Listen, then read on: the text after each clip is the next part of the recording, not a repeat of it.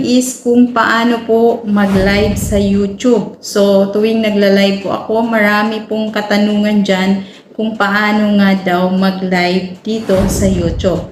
So, bago po tayo mag-start ng mga ka-guys, ayan, mag-shoutout muna ako sa aking bisita. Ayan, sa nag-comment ng aking video na hello po sa iyo, Sir Jooms Pising Vlog. Ayan, thank you po sa inyong napakaganda pong komento na ang sabi niya po, idea po host. Malaking tulong po yan sa amin. Nice sharing po, ayan. At pa-shoutout na rin. Ayan po sa inyo dyan, Jooms Pising Vlog. Ayan, thank you so much po sa inyong napakagandang komento. At sana po patuloy rin po kayong sumusuporta ng aking channel.